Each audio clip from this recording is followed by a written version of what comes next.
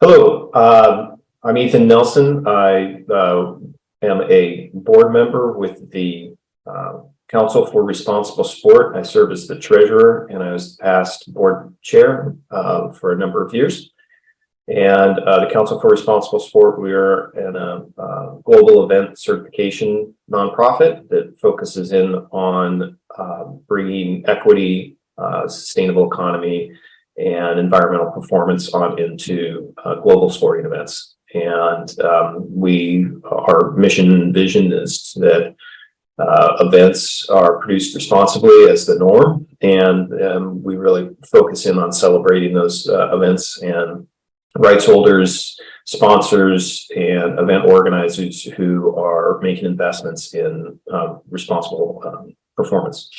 In my day job, and so that's a volunteer work. In my day job, I work for a small municipality in the western U.S. in Oregon, in a place called Eugene, Oregon. For track and field fans, it's known as Tracktown, USA. And there I work with our leadership and elected leaders as the intergovernmental relations officer, where I work on state and federal policy. And prior to that, I managed our solid waste, green building, and our sustainable events programs for the municipality. I've worked on a number of different events here in Eugene through my work with the city of Eugene, including the track and field trials, Olympic trials in 2012 and 2016. I've also worked on world championships and junior world championships through the World Athletics platforms.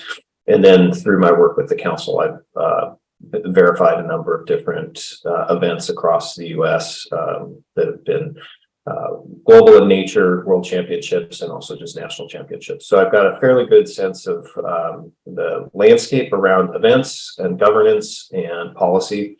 And I'm looking forward to sharing some of that insight and experience with the SIGA program.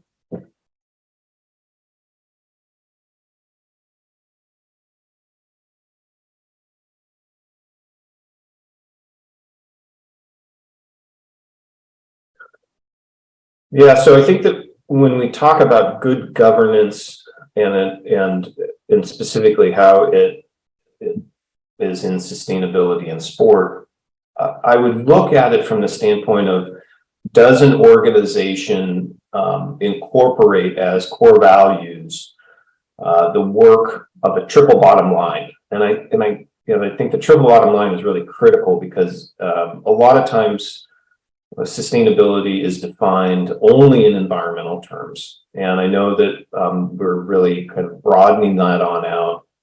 And I go back to what the concept of the triple bottom line, or the three-legged stool, is related to sustainability and sustainable development. There needs to be environmental performance in terms of management techniques and goals and outcomes that are reducing an event's environmental footprint, or an organization's environmental footprint. At the same time, there needs to be, and so that's one stool, that's the environmental side. From the second point is equity, and that's really about how are we bringing on in a more equitable and diverse experience for event goers, participants, sponsors, community. And so we've seen that really proliferate more recently related to diversity, equity initiatives, DEI, a lot more focus in on having diverse populations that are representative of the population that is being engaged in an event or in a community that is being represented. And I think that it also broadens on out for things like governance and integrity, as well as peace. And so a lot of areas where there's conflict, being able to incorporate in outcomes in the focal areas that focus in on peaceful outcomes and working through conflict in a lot of areas across the globe. So I see that as the equity component.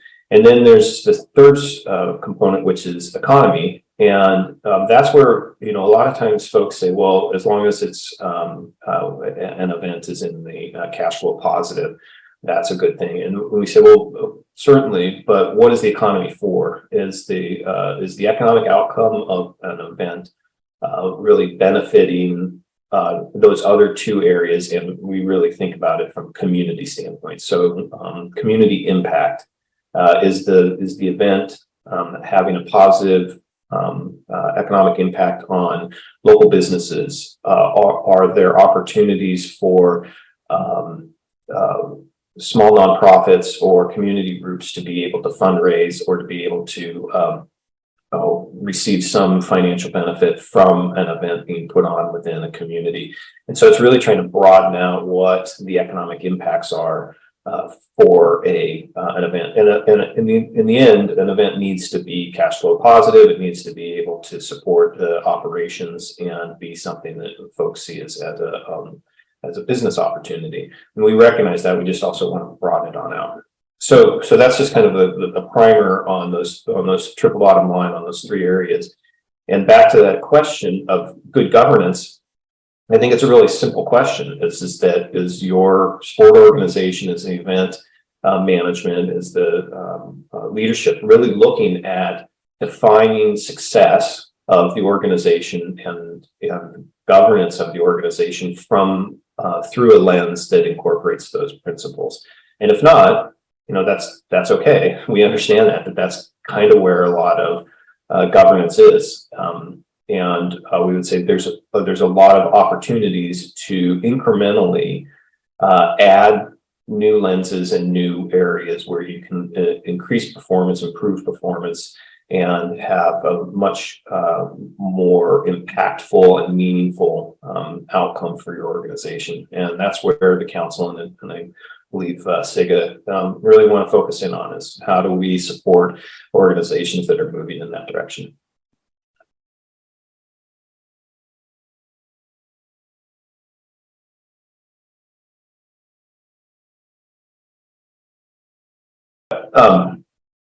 So I think that this is a key part of where governance really is tested.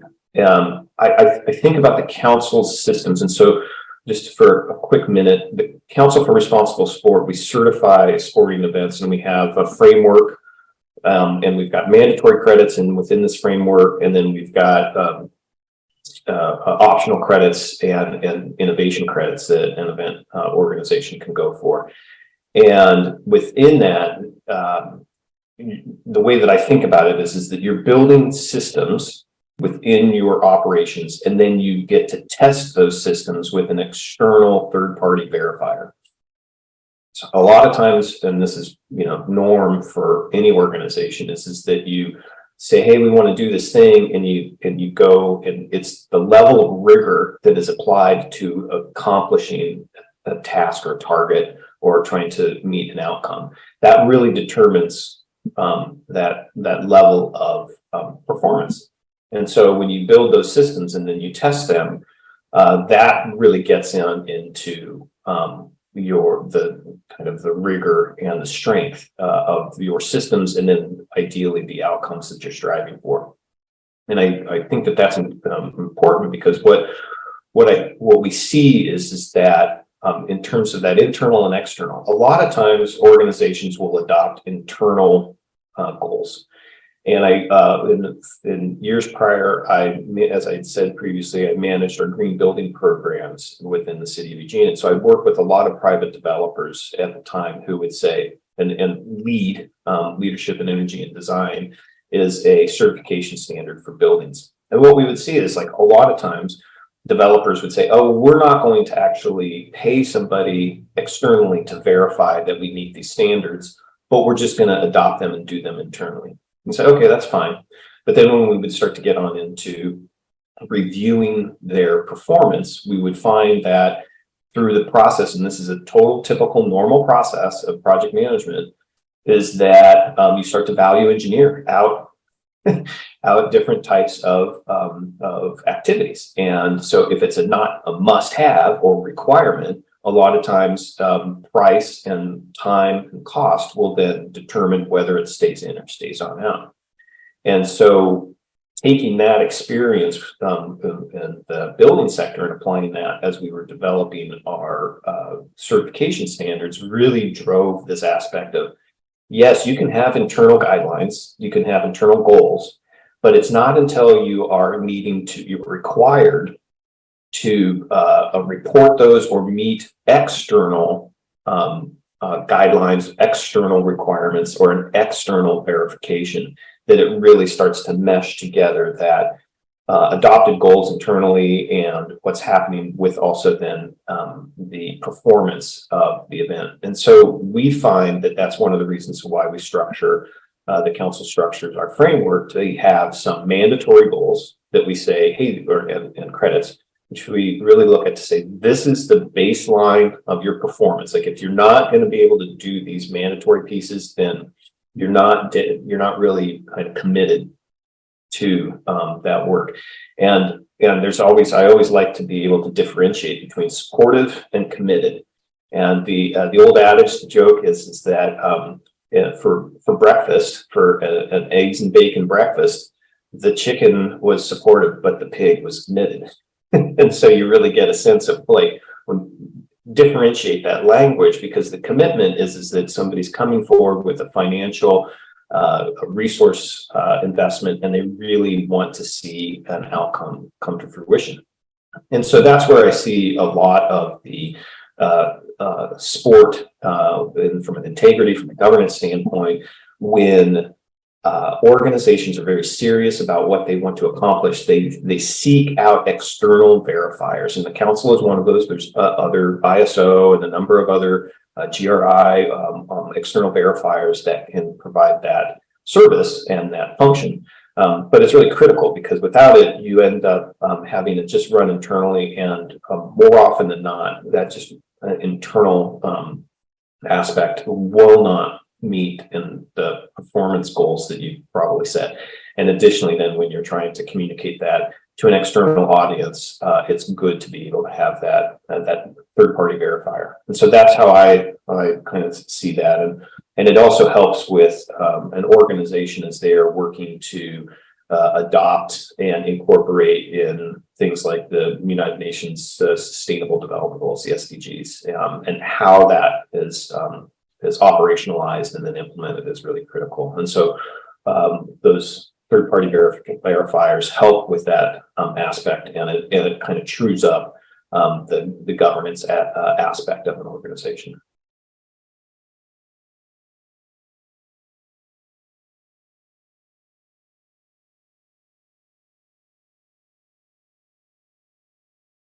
Yeah, so I think that with where call it a sector and the initiative and the movement is going, is we're going to continue to see greater transparency. We're going to have greater engagement. I think of this in a generational aspect, in that, and I see this in the work that I do with the council, but also with the work that I do with cities, and that's nationally and also a little bit globally, is that the new generation of professionals that are coming into the space have a much deeper sense of integrity, transparency, and I would say good governance. It's much more, and it's not to say that our generation and past generations didn't. It's that within that governance concept, there's much more of a base understanding, belief, and core value of diversity, equity, acceptance, of peace. You know, these concepts that have been at the periphery of governance and operations for a number of years, and they're becoming just more and more part of the core elements of how I think the next generations and successive generations are operating. And I'll kind of put that into specific terms. The comfortability in a gender fluid world of the previous generations was very low. In current generations, and kind of, I'm a Gen Xer, we're kind of comfortable with it, but it hasn't been part of our lexicon and our experience. gender fluidity is part and parcel of what the current generations, the younger generations, anyone who's from 12 to 22 to 25, there's a greater level of comfortability across the generation, the professionals, the people who are doing the research, the thinkers, the thought leaders. And so we end up having a much different conversation when it becomes part of a core element when you're talking about gender fluidity. And so that is just one example. We're seeing the same thing with people's concept of climate change, of climate risk, of conflict, of water scarcity, of how global communities can work together. And so I have a lot of hope, and I feel that the successive generations are going to continue to develop, innovate, and provide a lot of innovation and inspiration for this sector. We just need to keep on supporting that. And so it takes time. We'll see successive generations start to move on out, and more younger folks coming on in with that different set of core values and core experiences and understanding, and really a paradigm beliefs. And they're going to put that into play as they become executive directors, chief marketing officers, anybody within the development reign to go out and seek funding and tie together where funding is supporting different initiatives. And then as well as they start to settle in on board levels and being able to provide direction for governance of large organizations. And so I see that as where we're all going, and it's a positive, it's a really supportive future.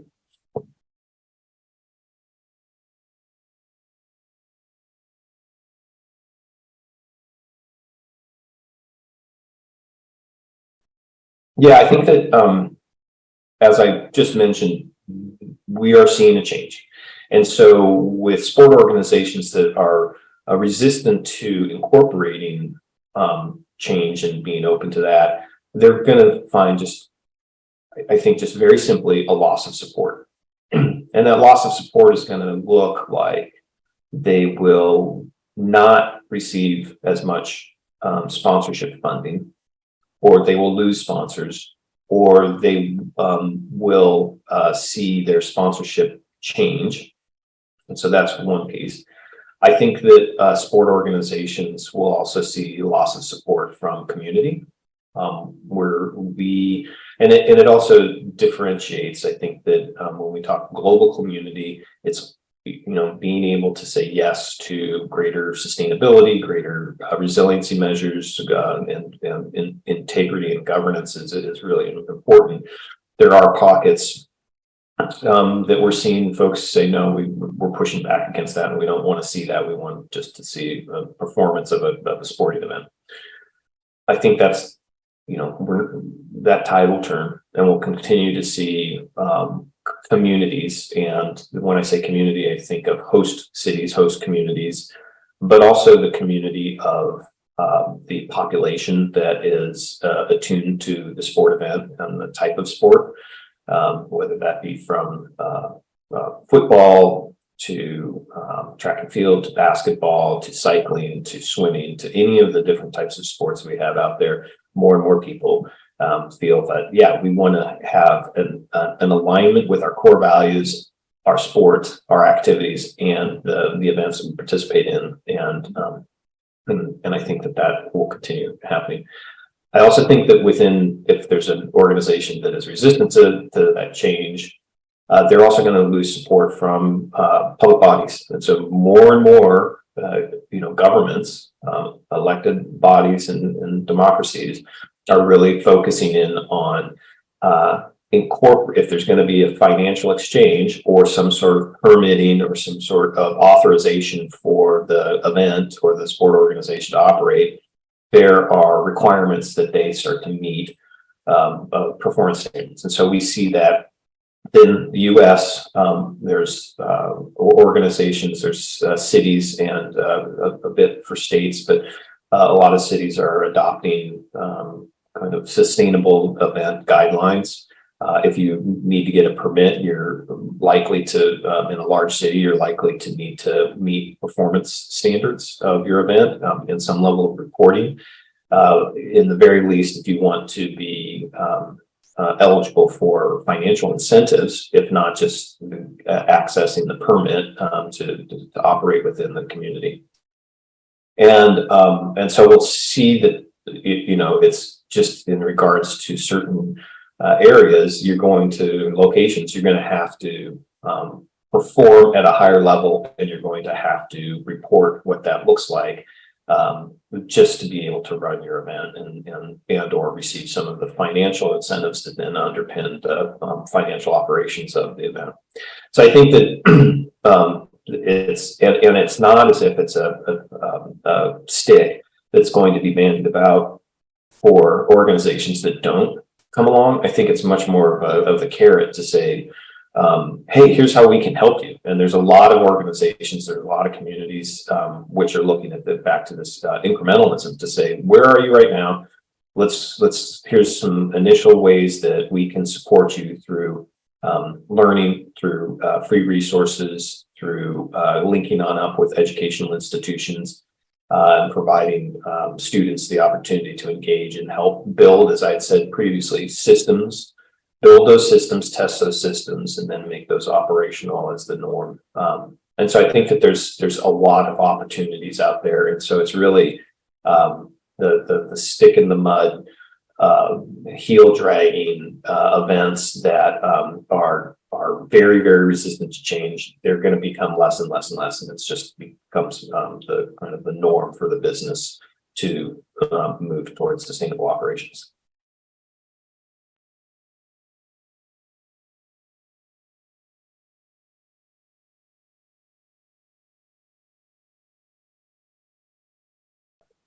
Yeah, I would say that in regards to, are we at a point where kind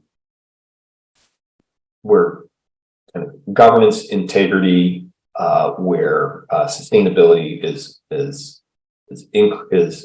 fundamental, and that we've seen a shift?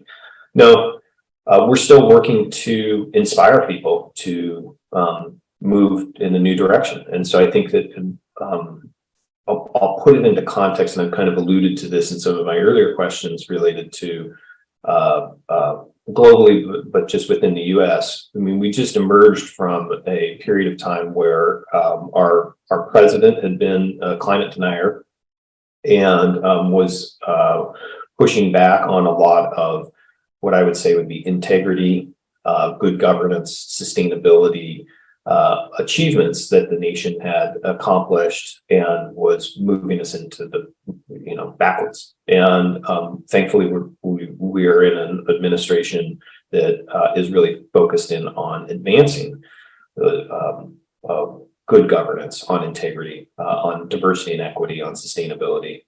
One of the current administration's programs is called the Justice 40 initiative. And basically that says that 40% of all of the funds that are coming out of some of the major new funding initiatives around infrastructure, around energy and climate, 40% of all of those funds need to be directed towards communities of color and of low-income communities. And so that's a very big commitment. We just talked about support and commitment to changing where investments go in communities. And so there's been that shift, right? And I see that in the same space with sport organizations, is that we're still working on trying to get more and more organizations to understand and to believe and to adopt good governance, good operational patterns, much more transparency, having diversity within their workforce, within their programs, within their executive leadership, within the boards. And that all takes time. And it's when you see kind of these ebbs and flows, or as I would also say, fits and starts, and there's not a consistent increase, then there's an opportunity for organizations to to backslide or to heel drag or just to kind of stop where they are.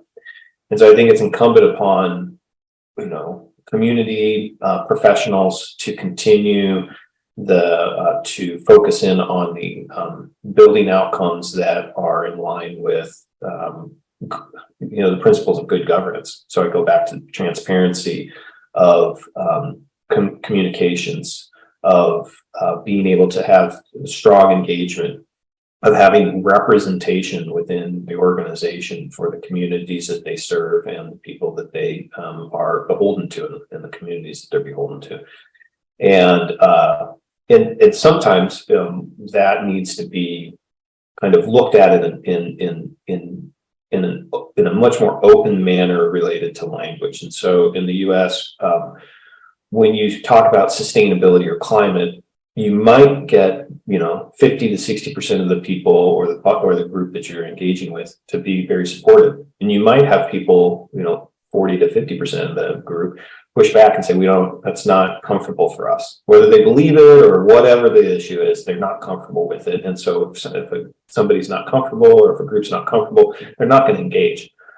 And so what we found is that when we start talking about resiliency, we get a lot higher level of comfortability, understanding, and connection to that concept. And so when we talk to and work with a group that is in an event or doing work in a flood-prone area or in a hurricane-prone area, and they're seeing that floods are increasing in frequency and in the impact, or hurricanes are increasing in frequency and the size and the impact.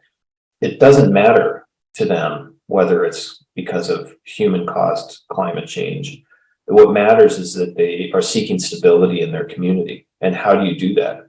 And so by really coming at the concept of sustainability through a resiliency framework and a resiliency lens, it brings more people to the table. It brings more people to feel good about the actions or the requests of actions that you're wanting them to take. And you ultimately get a better outcome. So for a sport organization to focus in on discussing how they're making investments in resiliency, how they're looking at the long-term viability of their event within a specific community, those are going to resonate with anybody. And so I think that's really where we need to be settling in on language and understanding the impact of language and how that will help us bring more organizations, more leadership to the table. And then that will help to say, yes, that we've moved from being a periphery experience on into a core aspect, and it's fundamental to the operations. And I think we'll get there. We just need to keep on working at it.